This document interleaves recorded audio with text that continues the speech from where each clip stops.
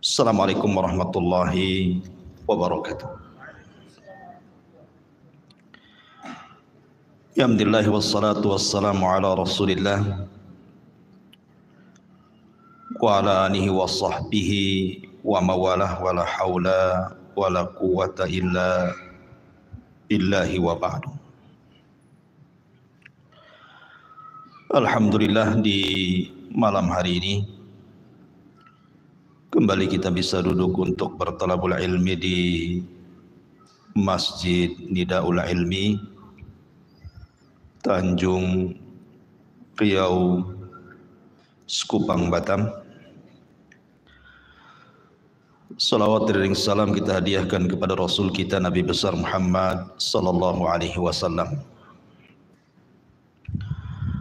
Khusus pembahasan di malam hari ini, biasa kita mengkaji sirah Nabi, maka malam ini kita akan mencoba mengkaji sirah tentang Asy-Syaikh Muhammad ibnu Abdul Wahhab rahimahullahu ta'ala. Siapa Syekh Muhammad ibn Abdul Wahhab yang karya dan pengaruh dakwahnya sehingga sampai hari ini menyebar, bahkan dijadikan ajarannya simbol daripada ajaran tauhid, khususnya di Jazirah Arab, dan karya-karyanya mendunia. Ma'asyiral muslimin yang dimuliakan Allah Azza wa Jalla, Syekh Muhammad ibn Abdul Wahhab ibn Sulaiman At-Tamimi lahir pada tahun 1115 Hijriah dan wafat pada tahun 1206 Hijriah. Beliau lahir di sebuah kota namanya Uyainah, pertengahan daerah Najd, dan beliau wafat di sebuah tempat namanya Dir'iyah. Kunyah beliau adalah Abu Ali, karena salah satu putra beliau namanya Ali, bahkan dua lagi nama putranya yang namanya Ali itu dua. Pertama Ali Al-Akbar meninggal, kemudian punya anak lagi laki-laki diberi nama Ali juga, Ali Ats-Tsani. Kemudian di sana ada putra beliau juga diberi nama Hasan, Husain, Abdullah, Ibrahim, dan Abdul Aziz. Dari nama-nama putra beliau saja, Syekh Muhammad ibn Abdul Wahhab rahimahullahu ta'ala menunjukkan bahwa beliau pecinta Ahlul Bait. Karena ada sebagian yang menuduh bahwa Syekh Muhammad bin Abdul Wahhab adalah seorang Nasibi. Nasibi adalah nisbat kepada kelompok yang membenci keluarga Nabi, atau disebut dengan Khawarij. Maka tentu tuduhan itu tidak benar. Kalau memang Syekh Muhammad bin Abdul Wahhab itu membenci Ahlul Bait, kenapa nama anak-anaknya ada namanya Hasan, ada namanya Husain, bahkan dua putranya dua-duanya diberi nama Ali? Ini menunjukkan apa? Kecintaan beliau kepada Ahlul Bait. Karena kalau membenci tidak mungkin memberi nama anak-anaknya keluarga Ali radhiyallahu anhu. Ma'asyiral muslimin yang dimuliakan Allah Subhanahu wa taala. Adapun istri beliau punya keluarga namanya Al-Jauharah bintu Abdullah ibn Muammar. Dan madhab secara fikih beliau adalah Hambali. bahkan fanatik kepada mazhab Hambali, tidak keluar dari mazhab Hambali. Ma'asyiral muslimin yang dimuliakan Allah Azza wa Jalla, Syekh Muhammad bin Abdul Wahhab ini bukan orang biasa, karena dia hidup di kalangan ulama. Bapaknya ulama, paman-pamannya ulama, kakeknya pun ulama. Artinya bahwa Syekh Muhammad bin Abdul Wahhab ini hidup di lingkungan para ulama. Adapun ayahnya, ayah Syekh Muhammad bin Abdul Wahhab rahimahullahu taala, beliau adalah seorang faqih, khususnya dalam bidang fikih. Jadi ayahnya itu seorang aliman faqihan, dia seorang alim dan ahli fikih, dan sangat menguasai madhab al-Imam Ahmad ibn Hanbal rahimahullahu ta'ala. Dari sini pula Syekh Muhammad bin Abdul Wahhab belajar langsung kepada ayahnya madhab Hambali. Dan ayahnya itu, ayah Syekh Muhammad ibn Abdul Wahhab, beliau adalah salah satu qudhat. Qudhat itu artinya seorang hakim di zamannya yang sangat ma'ruf, sering berpindah-pindah. Terkadang beliau menjadi qadhi di Uyainah, tempat tinggalnya sendiri. Terkadang menjadi qadhi di Huraimilah, yang kan nanti kisahnya Syekh Muhammad bin Abdul Wahhab awal pertama kali dakwah itu di sebuah tempat namanya Huraimilah namanya. Adapun kakeknya Sulaiman ibn Ali adalah ulama yang sangat masyhur di zamannya. Siapa yang tidak kenal Sulaiman ibn Ali, ulama hebat di zamannya, itu kakek daripada Syekh Muhammad ibn Abdul Wahhab, ulama kondang di Jazirah Arab. Begitu juga pamannya Syekh Ibrahim ibn Sulaiman, termasuk min masyahiril ulama, ulama yang sangat masyhur juga. Seorang masyhur dari ulama zamannya, paman-pamannya itu Syekh Ibrahim, termasuk masyahiril ulama, ulama yang paling masyhur di zaman itu. Dari sini kita tahu bahwa Syekh Muhammad bin Abdul Wahhab terlahir dari keluarga ulama. Ma'asyiral muslimin yang dimuliakan Allah Subhanahu wa taala, Syekh Muhammad bin Abdul Wahhab rahimahullahu taala sejak kecil sudah hafal Quran. Ada yang mengatakan bahwa di usia 10 tahun Syekh Muhammad bin Abdul Wahhab itu sudah hafal Quran dan mutqin. Kalau di zaman sekarang usia 10 tahun hafal Quran kan aneh gitu. Baru ada saudara kita, adik kita Musa saja sudah menggegarkan dunia para penghafal Quran. Jadi Syekh Muhammad bin Abdul Wahhab itu hafal Quran di tangan ayahnya. Siapa ayahnya? Abdul Wahhab ibn Sulaiman ibn Ali, ayahnya Syekh Muhammad bin Abdul Wahhab. Dan ayahnya sendiri merasa heran, kenapa punya anak itu cerdas sekali. Ayahnya itu heran sekali kepada putranya ini, Muhammad ibn Abdul Wahhab ini cerdas sekali. Selain cepat menghafal Al-Quran, juga suka membaca kutu buku bahasa kitanya, dan mudah meresap ilmu yang diajarkannya.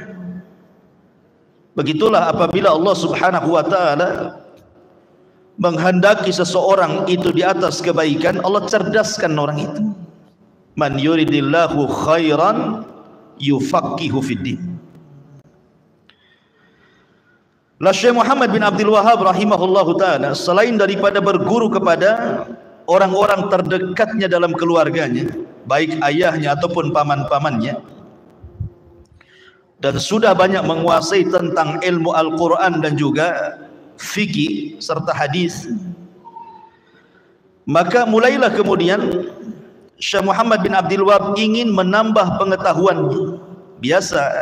Kebiasaan para ulama itu ada namanya rihlah li talabil ilmi.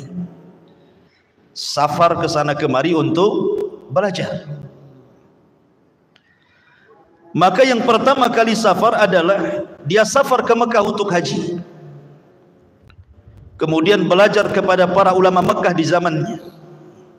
Kemudian beliau safar lagi ke Madinah, dan beliau juga kemudian belajar kepada para ulama di kota Madinah. Di antara syekh atau masyayikh beliau di Mekah dan Madinah, beliau belajar kepada Abdullah ibnu Saif, kemudian Syekh Muhammad Hayyad As-Sindi, kemudian Syekh Ali Afandi Ad-Dimaski. Kepada tiga syekh ini kemudian banyak belajar tentang ulumul hadis, fikih dan yang lainnya, dan tentu banyak masyayikh yang lainnya. Ini yang masyhur guru-guru beliau di Mekah dan Madinah. Kemudian setelah beliau puas belajar di Mekah dan Madinah, mulailah dia safar ke tempat agak jauh. Maka kemudian beliau mengarah ke sebuah tempat namanya Al-Ihsa. Di sinilah kemudian beliau belajar kepada Syekh Abdul Latif Al-Afaliki Al-Ihsa'i. Kemudian juga belajar kepada ulama-ulama di Ihsa, sampai akhirnya beliau safar hingga ke Baghdad, ke Basrah. Di Basrah inilah beliau belajar kepada Syekh Muhammad Al-Majmu'i Al-Basri. Dari sini kita mengetahui bahwa Syekh Muhammad bin Abdul Wahab ini melanglang buana untuk talabul ilmi, dan begitu kebiasaan para ulama.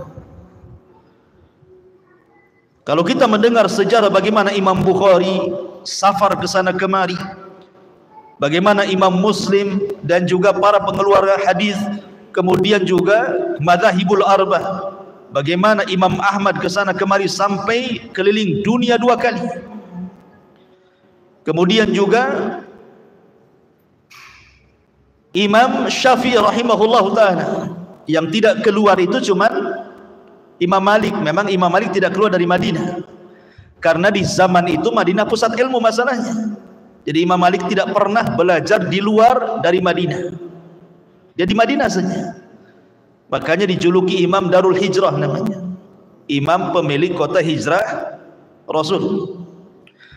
Tapi hampir mayoritas para ulama salaf, kalau kita membaca biografi mereka, maka di antara salah satu kebiasaan para ulama ketika menuntut ilmu itu adalah mengadakan rihlah. Ya, dan itu adalah kebiasaan para nabi juga. Seperti Nabi Musa alaihi salatu wassalam, rihlah untuk talabul ilmi mencari siapa? Nabi Khidir. Belajar kepada Khidir kan itu.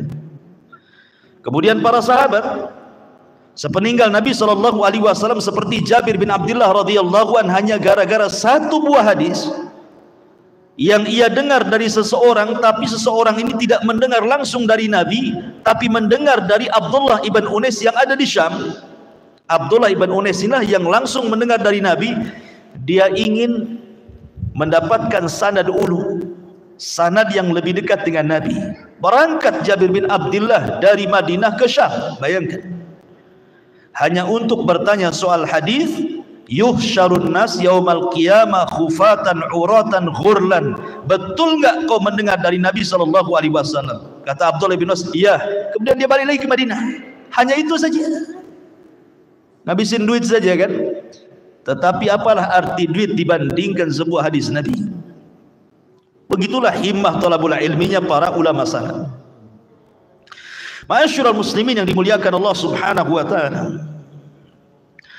La Syekh Muhammad ibn Abdul Wahab ibn Sulaiman ibn Ali ibn Muhammad ibn Ahmad Ar-Rashid ini, setelah dia puas kemudian belajar,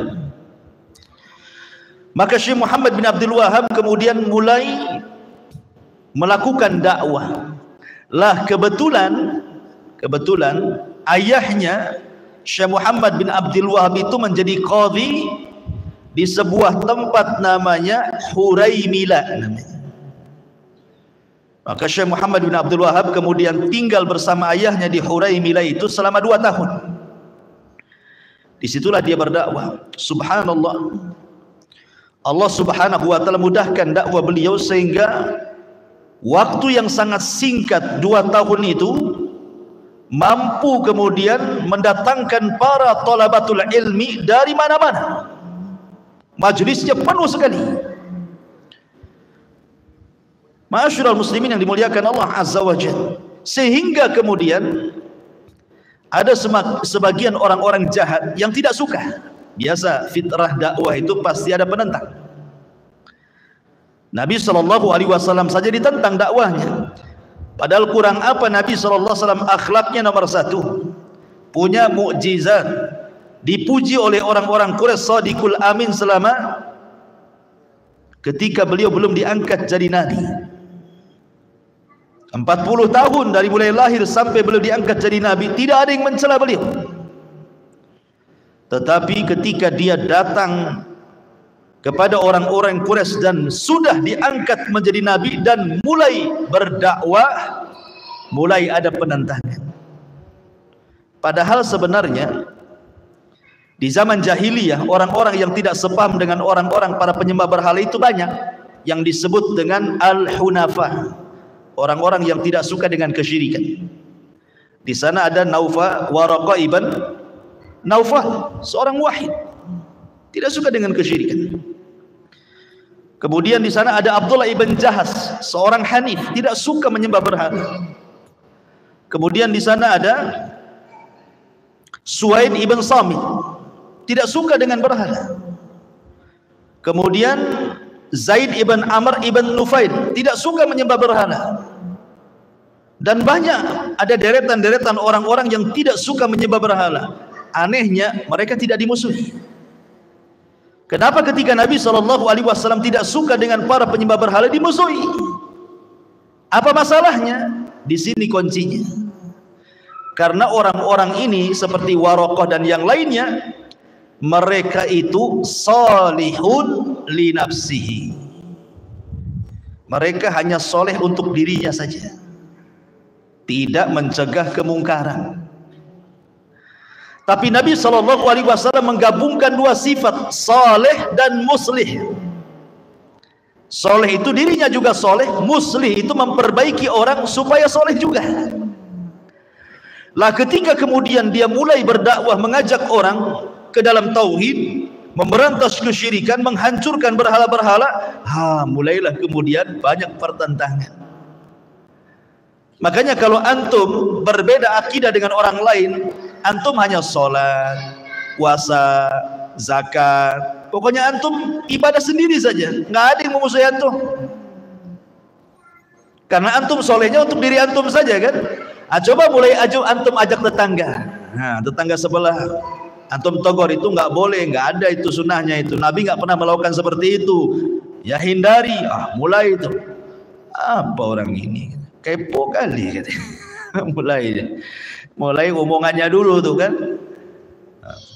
Ma'asyiral muslimin yang dimuliakan Allah Azza wa Jalla, Syekh Muhammad bin Abdul Wahab ketika bukan hanya saleh li nafsi tetapi juga muslih li ghairihi, mulailah ada pertentangan.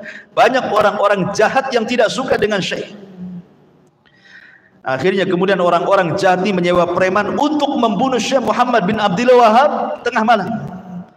Tapi Allah gagalkan rencana jahatnya. Wa makaru makran wa makarna makran wallahu khairul makirin. Orang-orang itu hendak membuat makar, tapi Allah punya makar, dan makar Allah Subhanahu wa taala jauh lebih baik lagi dibandingkan makar mereka. Akhirnya karena sudah ada ancaman nyawa, 2 tahun di Huraimila, akhirnya Syekh pun berpindah ke kampung aslinya. Di mana? Di Uyainah. Ma'asyiral muslimin yang dimuliakan Allah Subhanahu wa taala. Lah kebetulan di Uyainah itu tempat beliau lahir. Amir Uyainah itu namanya Utsman ibn Muammar, Utsman ibn Abdullah al-Muammar. Beliau sangat suka dengan keberadaan Syekh Muhammad bin Abdul Wahab ini. Jadi beliau sangat suka sekali dengan keberadaan Syekh Muhammad Ibn Abdul Wahhab rahimahullahu ta'ala. Akhirnya kemudian kata Amir Ul-Uyainah, kemudian diberikan kesempatan Syekh Muhammad bin Abdul Wahhab untuk berdakwah selebar-lebarnya.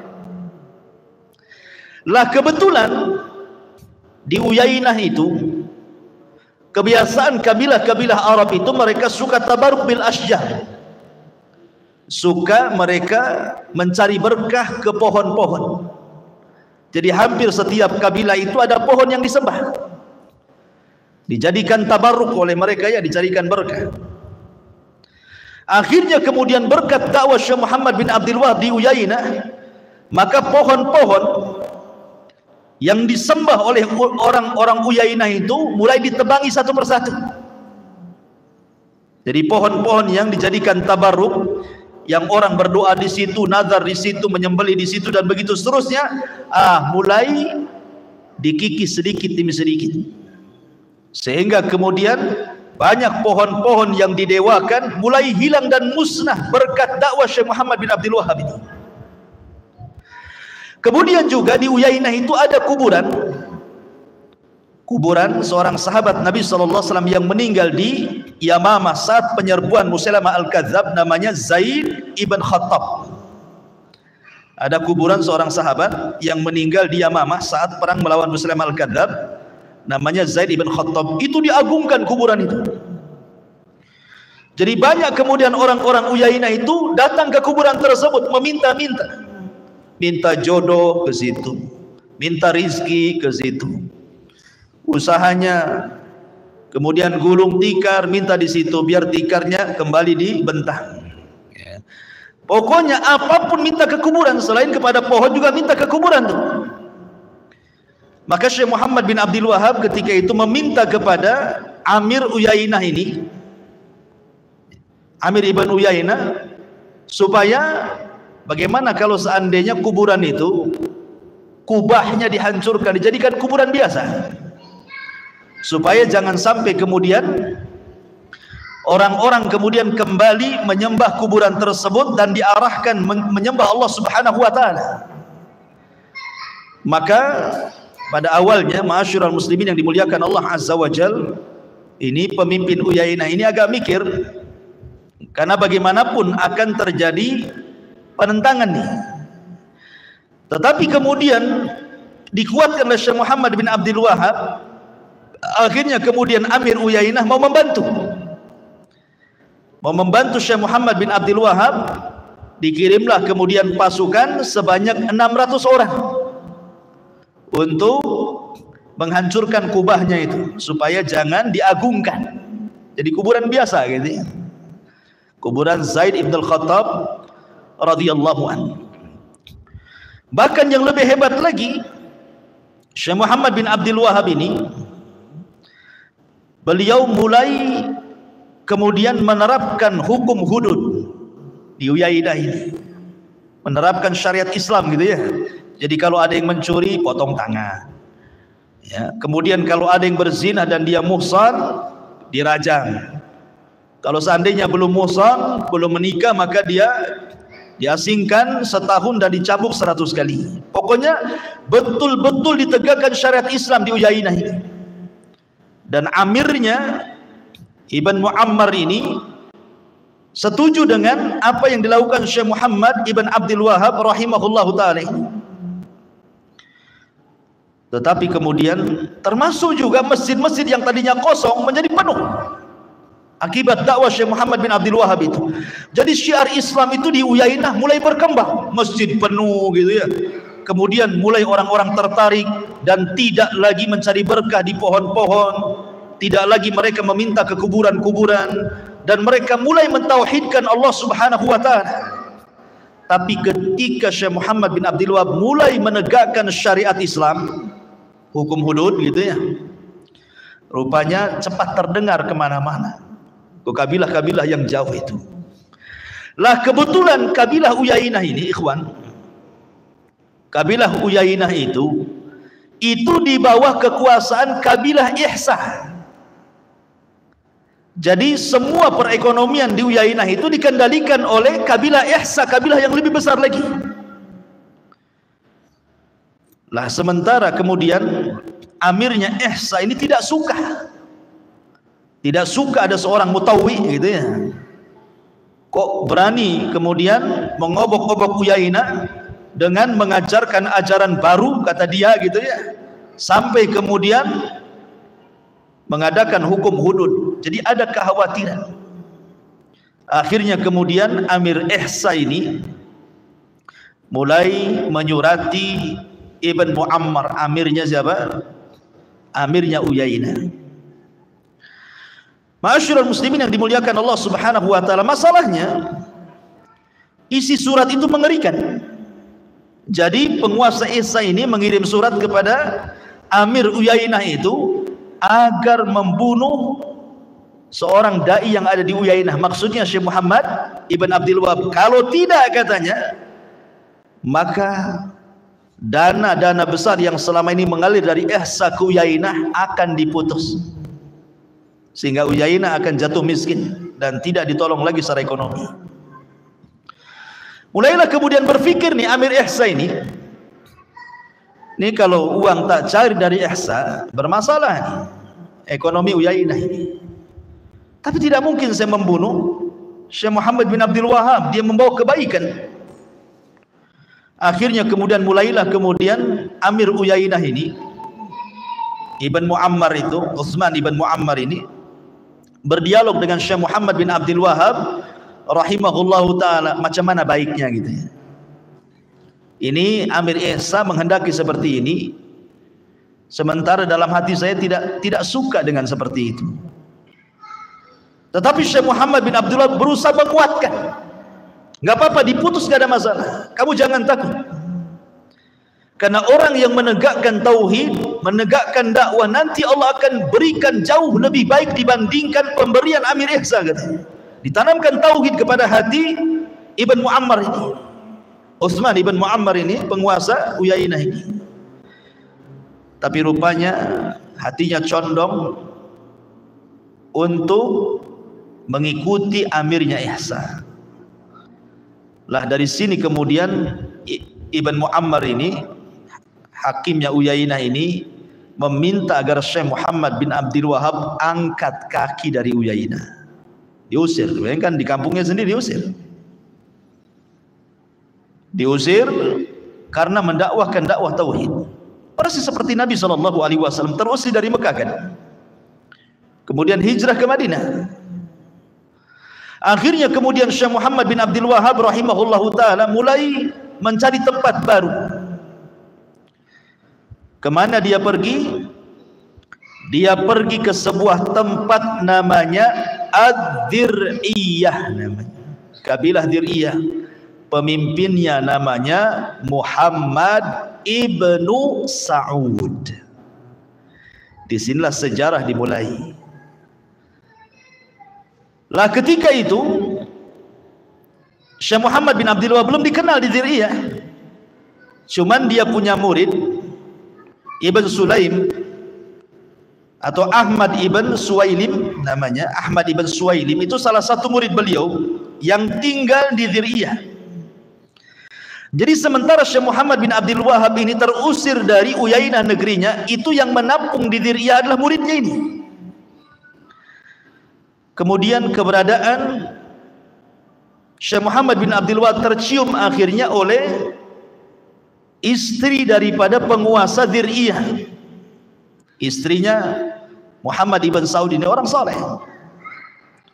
Dia suka dengan muridnya Syekh Muhammad bin Abdul Wahab ini dan selalu mengikuti kajiannya. Akhirnya dia coba ngomong kepada suaminya Muhammad ibn Saud ini dan mengatakan sesungguhnya orang yang di rumah Syekh Ahmad ibn Suwailim ini adalah seorang da'i, seorang syekh yang banyak ilmu dan menyebarkan kebaikan. Bagaimana kalau dia boleh tinggal di Dir'iyah dan berdakwah? Awalnya Muhammad ibn Saud kurang tertarik, tetapi kemudian lama-lama dipengaruhi oleh istrinya, kemudian masuk pula hidayah ke hatinya. Dia datang langsung menemui Syekh Muhammad bin Abdul Wahab kemudian bicara empat mata bahwa dia siap melindungi Syekh Muhammad bin Abdul Wahab untuk berdakwah di Diriyah ini. Ketika itu dia mengatakan, Muhammad ibn Saud ini melakukan perjanjian, kalau seandainya dakwahmu sudah tersebar, apa engkau akan merebut kekuasaanku? Kata Syekh Muhammad bin Abdul Wahab, aku nggak ada urusan dengan kekuasaan. Aku ingin berdakwah di sini. Kekuasaan milikmu. Aku hanya berdakwah, mengajak manusia ke dalam tauhid saja. Itu saja. Di sini terjadi kesepakatan.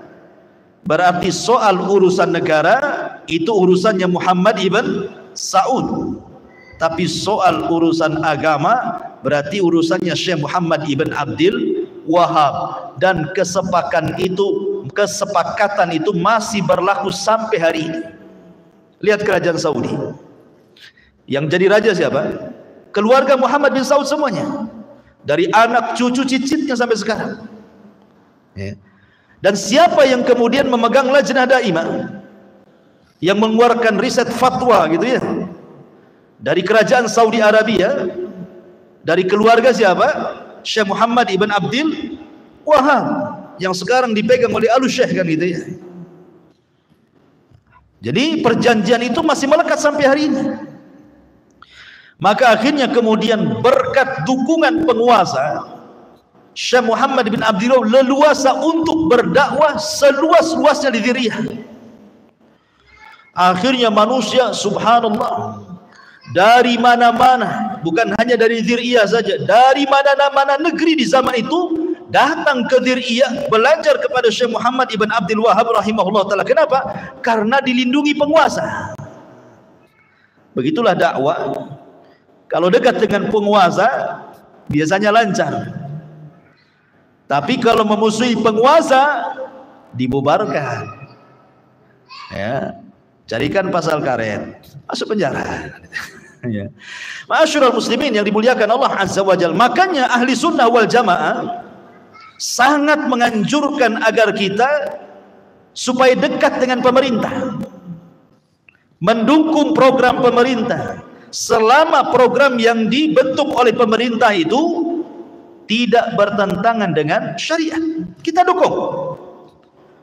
Dan itu pesannya Nabi SAW, was-sam'i wat-ta'ah wa in ta'ammara alaikum abdun habasyi. Kita harus tetap mendengar dan taat kepada pemerintah walaupun yang memerintahkan seorang hamba budak sahaya. Begitulah manhaj ahli sunnah. Ma'asyiral muslimin yang dimuliakan Allah Subhanahu wa taala. Lah akhirnya kemudian Syekh Muhammad bin Abdul Wahab terus mengembangkan dakwah tauhid. Lah Amir Uyainah Utsman ibn Abdullah ibn Muammar ini kemudian menyesal. Kenapa dia sampai menyuruh Syekh Muhammad bin Abdul Wahab angkat kaki dari tempat kelahirannya, datang dengan para pembesar Uyainah ke Diriyah, kemudian meminta kepada Syekh Muhammad bin Abdul Wahab untuk pulang kampung lagi. Jadi membujuk, sudahlah maafkan saya, dulu saya salah ngusir kamu karena gara-gara pengaruh Amir Ihsa gitu. Sekarang kami siap untuk mendukung walaupun tidak dibantu oleh Ihsa, tapi syaratnya pulanglah kau ke Uyainah. Minta Amir Uyainah itu supaya Syekh Muhammad bin Abdul Wahab balik lagi ke kampung, berdakwah lagi di kampung. Tapi Muhammad ibn Saud tidak mau menerimanya. Nggak boleh. Dia nggak boleh keluar dari Diriyah. Nggak boleh keluar dari Diriyah. Aku yang melindungi dia. Akhirnya Amir Uyainah pun kemudian pulang dengan penuh penyesalan. Kenapa dulu dia mengusir Syekh Muhammad bin Abdul Wahab? Karena pengaruhnya dahsyat itu. Ya. Pengaruh Syekh Muhammad bin Abdul Wahab itu dahsyat sekali dalam mengembangkan tauhid di Jazirah Arab itu. Dalam waktu sesingkat-singkatnya menyebar di mana-mana oleh murid-muridnya itu. Sehingga dari mana-mana kabilah, dari mana-mana negeri datang, dan mereka pun menyebarkan dakwah tauhid yang diajarkan Syekh Muhammad bin Abdul Wahab. Makanya sebagian para ulama mengatakan bahwa Syekh Muhammad bin Abdul Wahab itu adalah seorang al-mujaddid, pembaharu. pembaharu umat ini. Makanya kalau antum membaca kitab beliau, namanya Kitab Tauhid, Kitab At-Tauhid, salah satu karya beliau. Kitab Tauhid ini ikhwan, itu satu-satunya kitab yang dikarang oleh Syekh Muhammad bin Abdul Wahab yang belum pernah ada ulama mendahului beliau dari cara mengarang kitabnya. Tidak ada kitab khusus yang membahas tentang penyimpangan dalam bab tauhid uluhiyah yang sangat ringkas tapi komplit dan jelas kecuali Syekh Muhammad bin Abdul Wahab. Kitabnya sih sederhana, bab, kemudian dalil dari Al-Quran, kemudian dalil dari Sunnah, kemudian asar ulama salaf, perkataan ulama salaf. Itu saja setiap babnya. Babul kahanah umpamanya bab perdukunan, dalilnya Quran, setelah itu dalilnya Sunnah, setelah itu perkataan ulama salaf. Begitulah dari awal kitab sampai akhir kitab. Persis seperti Imam Bukhari ketika meletakkan bab dalam Sahih Bukhari. Makanya sebagian orang mengatakan bahwa kitab tauhid itu bagaikan juz'un min Sahihil Bukhari, bagikan bagian daripada kitab Sahih Bukhari, karena secara tabwibnya sama. Bab, dalil Quran, Sunnah, perkataan ulama. Kapan beliau mengarang kitab Tauhid? Ketika beliau mendakwahi orang-orang Uyainah. Ketika masih berada di Uyainah, maka beliau kemudian mengarang satu kitab yang fenomenal, yang kemudian kitab itu disebut Kitab Tauhid. Karena ketika dia berdakwah di Uyainah itu betul-betul dia menghancurkan kesyirikan, kan? Menghilangkan pohon-pohon yang disembah di situ ya. Kemudian juga berusaha untuk jangan sampai ada orang yang kemudian datang ke kuburan meminta-minta, bernadar di kuburan gitu ya. Termasuk juga di zaman itu kan menyebar kesyirikan. Orang masih percaya dukun, masih datang ke dukun, orang yang suka sihir, semua diberantas. Karena bab-bab dalam kitab tauhid itu semua terjadi di Uyainah itu. Makanya dibukukan sama beliau. Ketika banyak menyebar kesyirikan, dukun dan sihir dan tenung dan yang semacamnya, maka dalam kitab tauhid dicantumkan tentang bab soal perdukunan dengan sangat rinci, termasuk hukum orang yang datang ke dukun. Jelaskan dalam kitab itu. Termasuk juga orang yang terlalu hulu, ekstrim, sehingga menyembah orang-orang soleh yang sudah meninggal. Kita tidak alergi dengan kuburan, ikhwan. Kita disunahkan ziarah ke kuburan. Tetapi kalau sudah meminta-minta di kuburan, kayak orang dulu kan, zaman bahula itu, masa-masanya togel ketika masih menyebar, sampai minta nomor togel itu ke kuburan. Bayangkan ya, minta nomor togel ke kuburan, judi untuk syirik. Habis judi haram, syirik lagi tak kuadrat dosanya. Sampai tidur di kuburan. Entah setan dari mana masuk dalam mimpinya, dikasih nomor buntutnya. Kemudian pulang, pasanglah dia, ya kan? Jadi betul-betul Syekh Muhammad bin Abdul Wahab itu memang merubah dan menjadi mujaddid dalam bab tauhid, sehingga menyebar ke sana kemari dakwahnya. Dan alhamdulillah, dengan izin Allah Subhanahu wa taala, kita bisa lihat hasil dakwah beliau yang sekarang kita menyebutnya Mamlakah Saudi Arabia. Kita lihat asarnya gitu ya. Itulah asar dakwah Syekh Muhammad Ibnu Abdul Wahab. Bagaimana negeri Saudi yang hari ini itu tidak lepas daripada perjuangan Syekh Muhammad bin Abdul Wahab yang bekerja sama dengan Amir Dzir'iyah yang bernama Muhammad Ibn Saud rahimahumallahu al-jami'. Adapun kemudian karya-karya beliau ini banyak. Syekh Muhammad bin Abdul Wahab ini banyak karyanya. Ada karyanya namanya Kitab Tauhid yang sudah saya sebutkan. Ada Kashfus Syubhat. Kemudian ada kitab Usulus Tsalatsah. Kemudian kitab Syurutus Shalah wa Arkani. kemudian kitab Qawaidul Arba, kemudian kitab Usulul Iman, kemudian kitab Fadlul Islam, kemudian kitab Al-Kabair, kemudian kitab termasuk dalam sirah. Beliau juga mengarang kitab Sirah Nabawi. Kemudian dalam tafsir beliau punya kitab tafsir surah Al-Fatihah. Kemudian Masailul Jahiliyah. Kemudian kitab Al-Huda, Al-Hajjun Nabawi, dan banyak lagi karya-karya beliau. Dan Allah Subhanahu wa ta'ala takdirkan Syekh kemudian meninggal pada tahun 1206 Hijriyah. Rahimallahu Asy-Syaikh Muhammad Ibnu Abdul Wahhab rahimahullahu ta'ala. Wallahu alam sudaisha. Subhanakallah bihamdika asyhadu an la ilaha illa anta astaghfiruka wa atubu ilaik. Allahu ta'ala. Assalamualaikum warahmatullahi wabarakatuh.